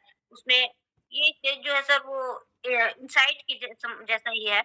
हाँ, और ये तब होता है कि क्या होता है कि जब व्यक्ति अनकॉन्शियसली प्रॉब्लम का सॉल्विंग करने के लिए अलग-अलग एस्पेक्ट्स या फिर उसको रिकॉग्नाइज करता रहता है तो अचानक से सर उसको माइक बंद प्रॉब्लम कर का लीजिए सॉल्यूशन ना। मिल जाता है। तीसरा फिफ्थ स्टेज है सर वेरिफिकेशन। जब प्रॉब्लम सॉल्व हो जाता है उससे का जो सॉल्यूशन मिल जाता है तो व्यक्ति ये उसको मतलब टेस्ट करता है, इवैल्यूएट करता है कि जो भी उसको मतलब सॉल्यूशन मिला है क्या वो ठीक है, सही है। अगर वो नहीं है तो फिर वो दूसरी तरफ से उसकी खोज करता है अपने सॉल्यूशन। फिर क्रिएटिविटी को सर मेजर करने के लिए ना गिलफर्ड कुछ टेक्निक्स बताए गए हैं। सबसे पहले तो गिलफर्ड ने 1967 में 2 टेस्ट बनाए, एक अनयूजुअल टेस्ट और दूसरा था कंसीक्वेंस टेस्ट। अनयूजुअल टेस्ट में क्या होता है सर, कोई भी कॉमन ऑब्जेक्ट है उसका अधिक से अधिक जो असाधारण यूज होता है, अनयूजुअल यूज होता है, उसको बताने के लिए कहा जाता है। और कंसीक्वेंस टेस्ट में क्या होता है कि इसमें परिणाम बताने के लिए कहा जाता है सब्जेक्ट को कि अगर हम ऐसा करेंगे तो क्या होगा, अगर कुछ और कर मतलब यूनिक उसका कंसिक्वेंस बताने के लिए, परिणाम बताने के लिए। फिर सर टॉरेंस ने भी 1966 में एक टेस्ट बनाया था। उसको 2 भाग में बांटा, एक तो वर्बल सेक्शन और दूसरा sir figural section. Verbal section में सर आस्क एंड गेस करके था, प्रोडक्ट मूवमेंट और अनयूजुअल यूज। और तीसरा सर एक रिमोट एसोसिएट टेस्ट था, आरएटी।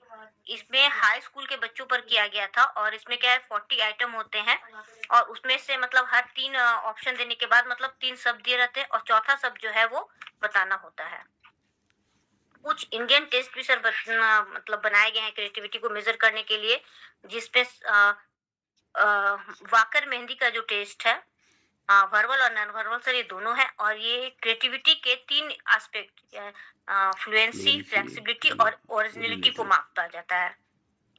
और सर कुछ मनोवैज्ञानिकों ने इसकी क्रिएटिविटी के एस्पेक्ट्स बताए हैं। क्रिएटिविटी के एस्पेक्ट्स बताए हैं मतलब अभी हाल ही में जैसे कुछ रिसर्च हुआ है जिसमें क्रिएटिविटी का एक नया अप्रोच जिसको कन्फ्लुएंस अप्रोच कहा गया है उसको मान्यता दिया गया। और लुबर्ट ने ये 6 फैक्टर बताया सर जो हमारे क्रिएटिविटी में उसको कन्वर्ज होना अनिवार्य है। पहला सर इंटेलेक्चुअल एबिलिटी, कोई भी प्रॉब्लम हो उसको नए ढंग से उसको देखने की एबिलिटी या फिर बहुत सारे विचार को एक जो सबसे सटीक और उत्तम हो उसको एक्सेप्ट कर लेना और दूसरों द्वारा जो भी अगर विचार दिया जा रहा हो उसको भी स्वीकार लेना। या फिर जो हम अपना विचार दे रहे हो हम हमारे में ये एबिलिटी हो कि वो उसको स्वीकार ले, ये ऐसी क्षमता होनी चाहिए। दूसरा नॉलेज, मतलब किसी भी फील्ड में आगे बढ़ने के लिए जरूरी है कि एप्रोप्रिएट एक नॉलेज हो। तीसरा जो है सर्टेन टाइप ऑफ थिंकिंग, समस्या पर नए ढंग से सोचने और उस पर मतलब व्यापक रूप से चिंतन करने की एबिलिटी। चौथा सा पर्सनालिटी ट्रेट्स, जो कुछ विशेष तरह का पर्सनालिटी ट्रेट्स का भी होना बहुत जरूरी होता है, जैसे विलिंगनेस टू टास्क, रिस्क, या फिर हम एम्बिग्विटी की बात कर ले, एम्बिग्विटी को बर्दाश्त न करने का। फिर 5वां है इंट्रिंसिक टास्क फोकस्ड मोटिवेशन। मतलब ऐसे लोग जो होते हैं जिसमें काम को करेंगे वो अपने आप को मतलब अपने काम को करने के लिए अपने आप को मोटिवेट करते रहते हैं। मतलब अपना हमेशा वो अपने आप को मोटिवेटेड महसूस भी करते हैं। और हाँ, छठा फैक्टर होता है एनवायरनमेंट। मतलब क्रिएटिविटी उत्पन्न होने के लिए ज़रूरी है कि एप्रोप्रिएट एक एनवायरनमेंट भी मिले, जिससे उसको वो प्रोत्साहित होता रहे। थैंक यू संगीता, बहुत अच्छा। Thank you sir. हाँ, इसलिए कि आपने क्रिएटिविटी से शुरू किया। क्रिएटिविटी को डिफ़ाइन करते वक्त अगर 3 टर्म हम लोग याद रखें तो वो बहुत आसानी से हम लोग डिफ़ाइन कर सकते हैं कि क्रिएटिविटी में नॉवेल्टी, यूनिकनेस और ओरिजिनलिटी का गुण पाया जाता है। तो किसी भी प्रॉब्लम सॉल्विंग बिहेवियर में अगर नॉवेल्टी हो, ओरिजिनलिटी हो या यूनिकनेस हो तो वो क्रिएटिव बिहेवियर माना जाएगा। स्टेजेस आपने बताया, बेसिकली आपने 5 स्टेज बताया, लेकिन हम लोगों ने 4 ही स्टेज पढ़ा है, ठीक है। जहाँ से हम लोगों ने प्रिपरेशन है, इनक्यूबेशन है, इल्यूमिनेशन है और वेरिफिकेशन है। पहला आपने एक चीज़ उसमें ऐड किया, ओरिएंटेशन, कि क्या है वो समझेंगे। तो ये 5 स्टेज आपने चर्चा की। एक चीज़ हमको बताइए, आप जो छूट गया, ब्रेन स्ट्रोमिंग, आपने टर्म यूज़ किया था, ब्रेन ब्रेनस्टॉर्मिंग हो गया सर। स्ट्रोमिंग। बहुत सारे आइडियाज, बहुत सारे अल्टरनेटिव्स में से वो क्या करता है, लेता है किसी प्रॉब्लम सॉल्विंग के लिए, लेकिन उसमें से कुछ एक को चूज करता है। बहुत से अल्टरनेटिव्स में, है ना, जी। किसी एक को चुनना, है ना। ब्रेन, किसी भी प्रॉब्लम ठीक से है, रिलेटेड जो भी सॉल्यूशन होता है, तो ठीक है। उसके बहुत सारे सॉल्यूशन में से अल्टरनेटिव में से कुछ को चुनना। जो टेक्निक या मेजर्स आपने बताया, तो 3 तरह की बात की आपने, गिलफोर्ड की बात की आपने, टॉरेंस की बात की और रिमोट एसोसिएशन टेस्ट की बात की। रिमोट एसोसिएशन टेस्ट किसका था? सर रिमोट एसोसिएशन टेस्ट ये सर भूल गया। चलिए, ठीक है। मेडनिक एंड मेडनिक का है सर। मेडनिक, मेडनिक सर, हाँ मेडनिक का था सर। ठीक है। तो गिलफोर्ड की थ्योरी में यूजुअल और अनयूजुअल और कंसीक्वेंस 2 तरह के टर्म की बात आई थी। टॉरेंस में वर्बल और फिगरल की बात आई थी। और रिमोट एसोसिएशन में बात हुई थी कि कुछ ऑब्जेक्ट्स होंगे, उसके आगे वाली चीज़ों का आपको बताना है जोड़ के, जो उससे एसोसिएटेड हो। जी, आपने एक चीज़ और बताया कि क्रिएटिविटी और इंटेलिजेंस में एक ख़ास लेवल पर जाने पर निगेटिव कोरिलेशन देखा जाता है, जैसा कि आर्थर जेनसन की स्टडी है ये। थैंक यू, बहुत अच्छा। और एक जो आपने एक नई चीज़ जो बताया था वो हम नोट नहीं कर पाए, कन्फ्लुएंस हाँ सर, एक नया अप्रोच। अभी हाल में एक नया अप्रोच है, कन्फ्लुएंस अप्रोच करके जिसको मान्यता दिया गया है। ठीक है, और फिर लुबर्ट ने 1994 में सर 6 फैक्टर बताया गया है जो क्रिएटिविटी में उसको कन्वर्ज होना अनिवार्य है। चलिए, ठीक है।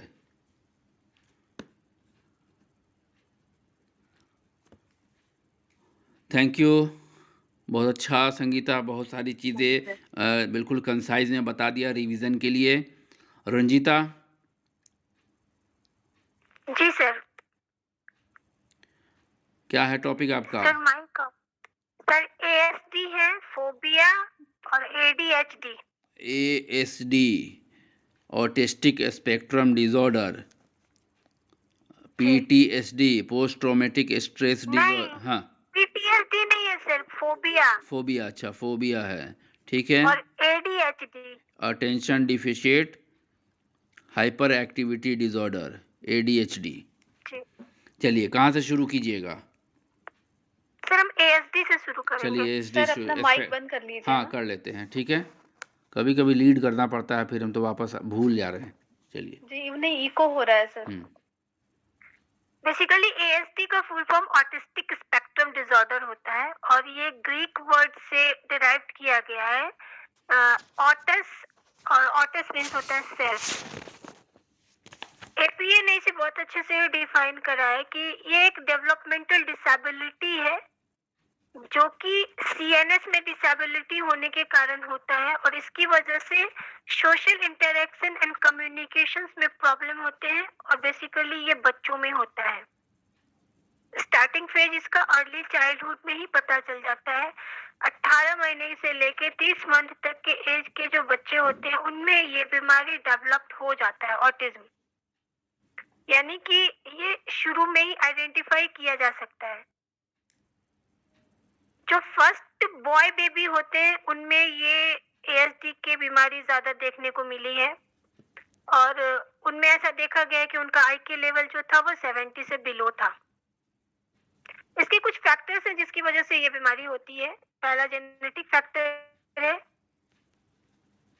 जिसमें हेरिडिटी है और इमीडिएट पेरेंट, अगर फादर या मदर तो बच्चे में मर जाती है। एग्जाम्स हॉटस्पॉट ऑन कीजिए बेटा। और अगर सीएनएस सही ढंग से डेवलप ना हो, मोनोजाइगोटिक ट्विस्ट में देख मिलता है। और एफएमआर एक प्रोटीन है जिसे हम फेराइल मेंटल रिटार्डेशन प्रोटीन कहते हैं, वो करता है। फेराइल मेंटल रिटार्डेशन प्रोटीन जो न्यूरॉन से करता है, अगर ये सही ढंग से प्रोटीन नहीं बढ़ता तो फिर न्यूरॉन से न्यूरॉन का कनेक्शन नहीं था, जिसकी वजह से भी के प्रॉब्लम आते हैं। आवाज इको करी तो रंजीता आपकी आवाज़ ब्रेक कर रही है, आपका नेट ख़त्म। नहीं सर, नेट तो खत्म नहीं। एक सेकंड, आपका डेटा बता रहा है कि डेटा चला गया बिलो। एक मिनट सर, हम चेंज करते हैं। पहले तो हमने अपना डेटा ठीक किया कि कहीं हमारा तो नहीं चला गया, लेकिन देखा कि सब लोग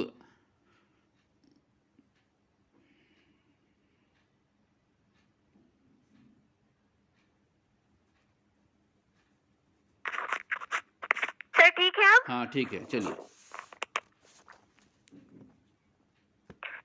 तो मैं एफएमआरपी प्रोटीन के बारे में बता रही थी कि ये एक प्रोटीन है जो कि अगर न्यूरॉन से न्यूरॉन को कनेक्ट करता है और अगर ये ना बने तो भी एएसडी के प्रॉब्लम्स आते हैं। दूसरा बायोलॉजिकल फैक्टर है, जैसे ब्रेन फंक्शनिंग में कुछ इफेक्ट में प्रॉब्लम आ जाए, जैसे टेम्पोरल लोब, लेटरल लोब और ब्रेन स्टेम डिफेक्ट हो जाए ट्रॉमा या ट्यूमर की वजह से, क्योंकि टेम्पोरल लोब में हिप्पोकैम्पस होता है जिसमें मेमोरी स्टोर्ड होते हैं। तो अगर मेमोरी ही नहीं रहेगा तो एएसडी के प्रॉब्लम आएंगे। वो हम बाद में उसके सिम्टम्स की वजह से इसे अच्छे से समझ पाएंगे। बायोकेमिकल्स प्रॉब्लम्स भी होते हैं, जैसे सेरोटोनिन जो न्यूरोट्रांसमीटर है यदि बढ़ जाए तो हाइपर एक्टिविटी के कारण रिपीटेड बिहेवियर्स होते हैं।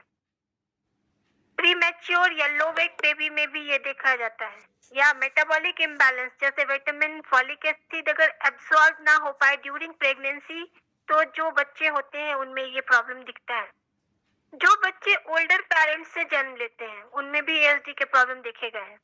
तीसरा साइकोलॉजिकल फैक्टर है जिसमें पेरेंटल रिजेक्शन है, ब्रोकन फैमिली और फॉल्टी कम्युनिकेशन पैटर्न्स आते हैं। अगर सही ढंग से बच्चे शुरू से ही कम्युनिकेशन पैटर्न्स को नहीं सीख पाते हैं तो उनमें भी एएसडी के प्रॉब्लम्स आते हैं।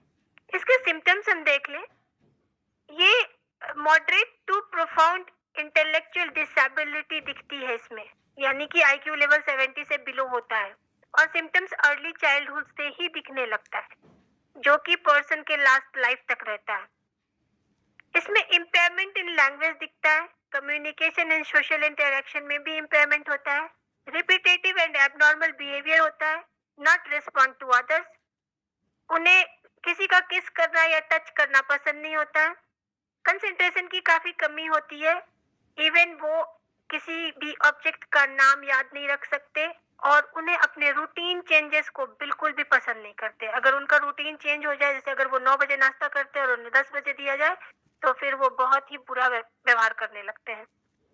स्टीरियोटाइप्स सिम्टम्स होते हैं इसमें, उनका टेम्पर टैंट्रम्स होता है, सेल्फ इंजरी भी कर सकते हैं, जैसे हाथ काट लेते हैं, स्क्रैच करते हैं या बाल खींचते हैं, हेयर पुलिंग, और सडन आउटबर्स्ट होता है उनके एंगर का, अचानक से ही उनका गुस्सा बड़े जोर से फूटता, अपने सर को दीवार पे मार ले, ऐसा कुछ करते हैं वो।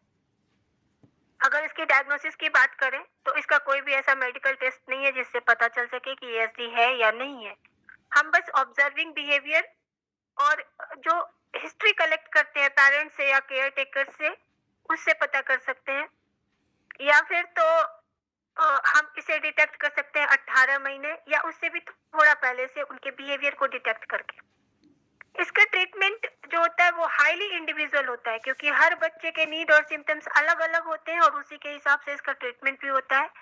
जैसे antipsychotic, antidepressant, mood stabiliser दिया जाता है लिथियम, या एनेक्सियोलिटिक्स भी होते हैं, एंटी एपिलेप्सी दिए जाते हैं, सेरोटोनिन की मात्रा दी जाती है ताकि उनमें हाइपर सेंसिटिविटी जैसे कोई बिहेवियर ना देखे जा सके, सॉरी ऑटिस्टिक जैसे बिहेवियर कोई ना देखे जा सके। साइकोथेरेपी में हम behaviour therapy, cognitive therapy, family therapy and group therapy देते हैं। अब हम फोबिया की बात करें। बहुत अच्छा। और आपका एएसडी बहुत क्लियर था, बहुत सिस्टमेटिक ढंग से। लेकिन एक चीज़ हम पूछेंगे इसमें कि spectrum disorder, autistic spectrum disorder क्यों नाम पड़ा? स्पेक्ट्रम से क्या मुराद है? स्पेक्ट्रम देखा है सर कभी? ये तो हमें नहीं मिला, स्पेक्ट्रम बस कभी इतना देखा मिला है? कि क्योंकि अच्छा ये बताइए, अच्छा ये समझ लीजिए ना कि स्पेक्ट्रम कभी देखा है? कभी हाई स्कूल में पढ़ा था स्पेक्ट्रम? जो रिफ्लेक्ट करता है, लाइट सर, एक जो गई और प्रिज्म में रिफ्लेक्ट से- करके हाँ, 7 पढ़ा है। हिस्से में बट गई। रिफ्लेक्ट, सर, प्रिज्म, रिफ्लेक्ट जिसको हम लोग बोलते हैं, ठीक है? प्रिज्म के तो थ्रू। हाँ, तो स्पेक्ट्रम उसी से बना है, ठीक है? चूंकि इंडिविजुअली बहुत सारे सिम्टम्स होंगे, ठीक है? किसी में कोई सिम्टम डोमिनेट करेगा, किसी में कोई करेगा, ठीक है? किसी में लाल वाला तो किसी में ब्लू वाला, ठीक है? इसीलिए स्पेक्ट्रम डिसऑर्डर में रखा गया है कि पार्टिकुलरली कोई साइन सिम्टम ऐसा नहीं है जिसकी वजह से हम उसको आइडेंटिफाई कर पाएँ, ठीक है? किसी में सब मिलेगा, हाँ, इसलिए सर इसका किसी में सब ट्रीटमेंट मिलेगा। हाईली इंडिविजुअल होता है। हाँ, ठीक है। चलिए, आ जाइए आप, दूसरा आपका टॉपिक था। फोबिया। चलिए। फोबिया जो वर्ड है वो ग्रीक से लिया गया है, फोबस, जिसका मतलब होता है फियर। ये एंजाइटी डिसऑर्डर का एक टाइप है। फोबिया एंजाइटी डिसऑर्डर का एक टाइप है और इसमें जो होते हैं परसिस्टेंट एंड एक्सेसिव फियर होते हैं किसी खास ऑब्जेक्ट या स्टिमुलस के लिए। अगर हम ये एक्सेसिव फियर की बात करें तो ये बिल्कुल अनरीजनेबल होता है और जितने भी उस ऑब्जेक्ट के प्रति डर होना चाहिए उससे बहुत ही ज्यादा होता है, जो कि बिल्कुल इरेशनल और अनरीजनेबल होता है। इसका मतलब है कि पर्सन जो है जो वो डीप सेंस ऑफ ड्रेड या फियर में रहता है और उस सिचुएशन से भागने की कोशिश करता है। जब वो उस सिचुएशन से भाग नहीं पाता तो स्ट्रेस फील करता है और फोबिया का शिकार होता है। इसके 3 प्रकार होते हैं, specific, social and agoraphobia. Specific में पर्टिकुलर कोई चीज या एनिमल या डिजीज या फायर या कोई मेडिकल रिलेटेड सिचुएशंस की वजह से फोबिया होता है, जिसमें कि एक्रोफोबिया है, हाइड्रोफोबिया, क्लास्ट्रोफोबिया, एक्रोफोबिया या हेमेटोफोबिया जिसे ब्लड से डर लगता है, या गैमोफोबिया जिसे मैरिज से डर लगता है। तो ये बहुत सारे फोबियाज है जिसे हम जानते भी हैं। ये जो फर्स्ट हमारा टाइप था स्पेसिफिक, ये सिंपल फोबिया कहलाता है। दूसरा और तीसरा सोशल फोबिया और एगोराफोबिया जो है वो कॉम्प्लेक्स फोबिया है। सोशल फोबिया में बेसिकली सोशल विड्रॉल होता है। उन्हें डर लगता है कि अगर हम सोसाइटी में अपने आप को प्रेजेंट करें या कोई बातें करें तो हमें सोसाइटी जज ना करने लगे और इससे उन्हें ह्यूमिलिएशन की फीलिंग ना हो या एम्बैरेसमेंट की फीलिंग ना हो, इस वजह से ये बचना चाहते हैं। इस ग्रुप में बहुत लोग हैं सोशल फोबिया का शिकार। हाँ सर। एगोराफोबिया जो है वो क्राउडेड प्लेस से फियर होता है या पब्लिक प्लेस से फियर होता है और हम लोग काफी एगोराफोबिया वगैरह को डिस्कस कर चुके हैं तो इसे बहुत ज्यादा इलेबोरेट करने की जरूरत नहीं है। हम इटियोलॉजी या कॉजेस पे आए तो इसका जो अगर हम नटसेल में बोले तो genetics and environmental factors can cause of phobia, जिसमें कि सोशल एंड स्पेसिफिक फोबिया जो होता है वो कभी कभी हेरिडिटरी डिस्ट्रेसिंग इवेंट्स या प्रेशर या ट्रॉमेटिक इवेंट्स जो कि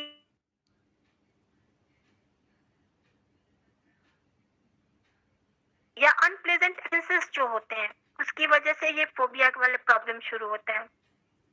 और इंसिडेंटल फैक्टर में हम इसे आसानी से समझ सकते हैं कि अगर हम कभी किसी हादसे की वजह से किसी बंद कमरे में फंस गए कमरे में और वो कमरा बंद हो गया और हम काफी टाइम तक नहीं निकल पाए, तो ये डर हमारे अंदर बैठ जाता है और ये बाद में फोबिया का रूप ले लेता है धीरे धीरे से। सिम्टम्स की बात करें तो इसमें इंटेंस फियर होता है, एंजाइटी, पैनिक पैनिक फीलिंग्स होते हैं। जब भी वो ऑब्जेक्ट जिससे रिलेटेड हमारे अंदर वो फियर है, अगर वो ऑब्जेक्ट हमारे सामने आता है तो हमें इंटेंस फियर या एंजाइटी फील होने लगती है, पैनिक अटैक होता है। इससे हाँ हेलो, कोई कुछ कह रहा है क्या? नहीं सॉरी मैम।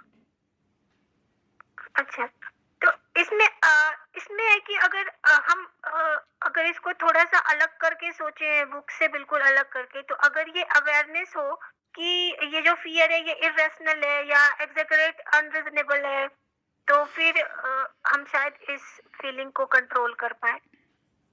इसके डायग्नोसिस के लिए हमें हिस्ट्री टेकिंग करनी पड़ती है, फिजिकल एग्जामिनेशन करने होते हैं, मेंटल स्टेटस एग्जामिनेशन और बायोकेमिकल टेस्ट होते हैं, जिसमें कि न्यूरोट्रांसमीटर्स का लेवल घटने बढ़ने की वजह से भी अगर इस तरह का प्रॉब्लम आता है या हमें ऐसी फीलिंग होती है तो उसको टेस्ट करा जाता है कि न्यूरोट्रांसमीटर का लेवल घटा है या बढ़ा है।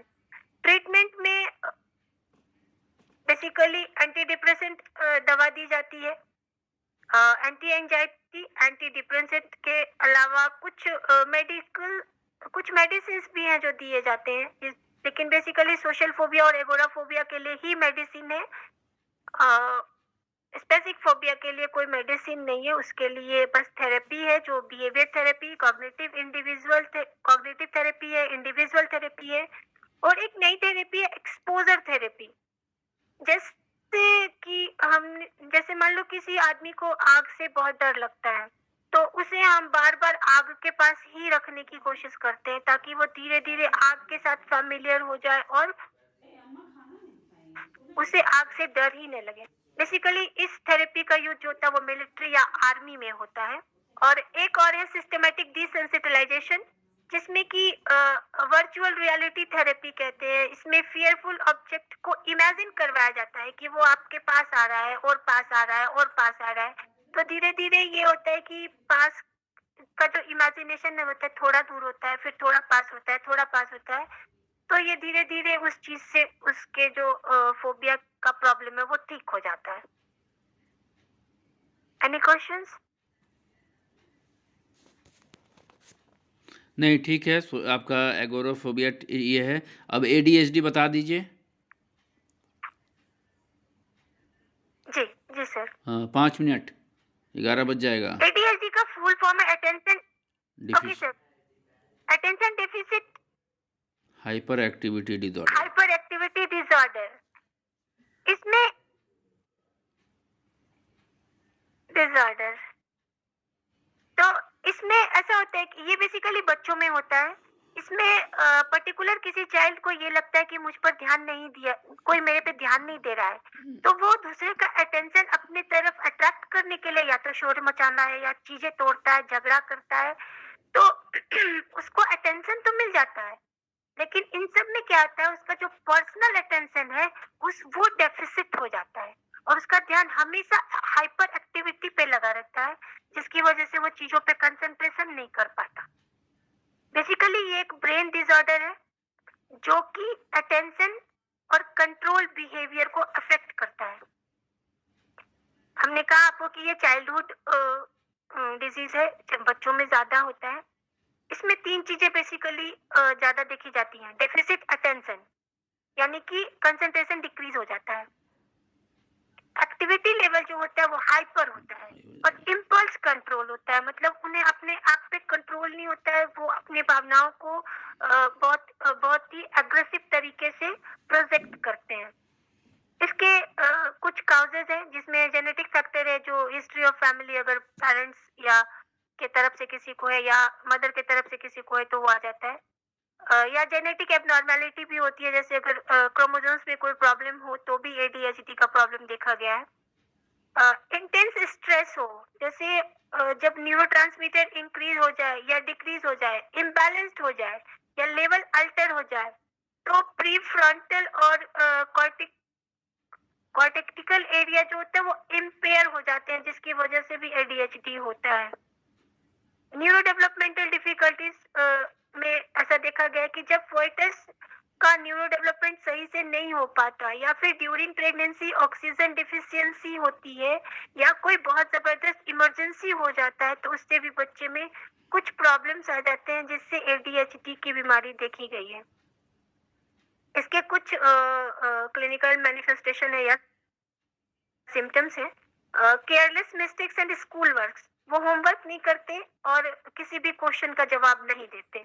डिफिकल्टीज इन ऑर्गेनाइजिंग टास्क और प्ले एक्टिविटीज, वो किसी भी टास्क को ऑर्गेनाइज नहीं करते, ना ही कोई प्ले एक्टिविटी में पार्टिसिपेट करना चाहते हैं। किसी भी बात को डायरेक्ट ना सुनते हैं और ना ही जवाब देते हैं। इंस्ट्रक्शंस को बिल्कुल भी फॉलो नहीं करते और जो उनका डेली एक्टिविटी है वो भूल जाते हैं और रेस्टलेसनेस फील करते हैं, क्योंकि हाइपर एक्टिविटी के कारण वो हमेशा टायर्ड होते हैं। खेलने में उन्हें प्रॉब्लम होती है, डिफिकल्टी इन प्लेइंग्स, क्योंकि अटेंशन उनका खुद पे होता है तो वो दूसरे पे ध्यान ही नहीं देते कि खेलना है कि या नहीं है। क्वेश्चन पूरा होने से पहले आंसर करते हैं, चाहे वो गलत हो चाहे वो सही हो। इसके भी डायग्नोसिस के लिए हिस्ट्री टेकिंग की जाती है, फिजिकल एग्जामिनेशंस किए जाते हैं और इसके ट्रीटमेंट में 2 ऐसी दवाइयां हैं जो कि उन्हें अटेंशन देने में हेल्प करता है। डेक्साड्राइन है और हेल्पोपेरिडोल है, जो हेल्पोपेरिडोल से न्यूरोट्रांसमीटर बैलेंस्ड होता है। और थेरेपी में behaviour modification therapy, group therapy और काउंसलिंग होती है। काउंसलिंग में बेसिकली ये बताया जाता है कि वो खुद को और दूसरों को हार्म ना कर पाए। That's it. Thank you Ranjita. कभी कभी एक चीज़ ये भी है कि एएसडी के साथ एडीएचडी कंबाइंड हो जाता है। कभी कभी ऑटिस्टिक स्पेक्ट्रम डिसऑर्डर के साथ एडीएचडी का कॉम्बिनेशन भी देखा गया है कि जो स्पेक्ट्रम डिसऑर्डर से ग्रस्त है उसमें एडीएचडी भी डेवलप कर जाता है, मर्ज कर जाता है, दोनों मिल जाते हैं और दोनों के बिहेवियर एक साथ देखने को मिलते हैं, सिम्टम्स। क्योंकि सर ये दोनों ही चाइल्डहुड प्रॉब्लम्स हैं। और हमारे यहाँ ऐसा 2 बच्चा है मेरे घर में, इसीलिए क्या सिम्टम्स हैं? बस ये सारे के सारे हैं जितना आपने बता दिया। वही हम नोट कर रहे थे, ठीक है, कि शायद कुछ बच जाए, लेकिन कुछ बचा नहीं। चलिए रबाब, आप कल पढ़ा देंगी? रबाब हैं? Yes sir. हाँ, बाकी जो लोग बच गए हैं वो कल कंटिन्यू करेंगे, ठीक है? ठीक है सर। हाँ, टॉपिक हम रिपीट कर देंगे, वापस फिर से भेज देंगे, जो लोग बच गए हैं कल वो कर लेंगे। बहुत अच्छा क्लास लगा आज, सारे लोगों का परफॉर्मेंस बहुत अच्छा था। मेरे हिसाब से अनएक्सपेक्टेड था कि सबने बहुत अच्छे से पढ़ाया। आज हम रैंकिंग कर भी नहीं पाएंगे किसी की, सब एवरेज से ऊपर हैं, सब एवरेज से ऊपर। बढ़िया लगा, ये बहुत बढ़िया लगा। जी सर। क्योंकि दीपिका ने भी बहुत अच्छा पढ़ाया, संगीता ने भी अपनी क्रिएटिविटी जो थी पूरी दिखाई, और मोनी का तो खैर हम लोगों को कुछ बोलना नहीं है। Thank you sir.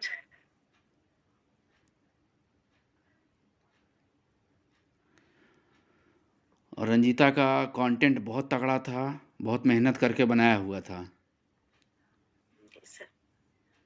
रंजीता आज लगता है पूरा पढ़ी हैं। ग्रुप का सर पूरा दिन जाके नया एक्सपीरियंस सर्टिफिकेट बनवा रहे थे। अच्छा, पढ़ा नहीं? पूर्णिया गेस्ट फैकल्टी को दे नहीं रहे पॉइंट ना, तो नहीं मिलेगा, वो तो बोल दिया कि नहीं देंगे। तो सर सोचे फिर से बनवा ले, आगे फर्दर तो काम आएगा। हाँ शाम में पढ़े 1 घंटे बस। हाँ, वो तो बिना होमवर्क किए तो इतना अच्छा कोई नहीं पढ़ा सकता है। कंटेंट मिलेगा ही नहीं। हम इसीलिए आज नहीं पढ़ाया है, क्योंकि हम आज कंटेंट जो इकट्ठा किया था स्कूल में वो टेबल पे ही छोड़ के चले आए। दिन में काम हमने बहुत सारी चीजें नहीं मिल रही थी। मतलब बहुत नटसेल जैसा नट था सेल हर है ना, जगह। लेकिन बहुत अच्छा बताया आपने, है ना। और कोई फीडबैक देना चाहे, बहुत लोग हैं। हमें आज सबका क्लास बहुत अच्छा लगा। हाँ, वही हम भी बताए जी कि सर, आज आज सभी का बहुत अच्छा हाँ होता सर, और अच्छा होता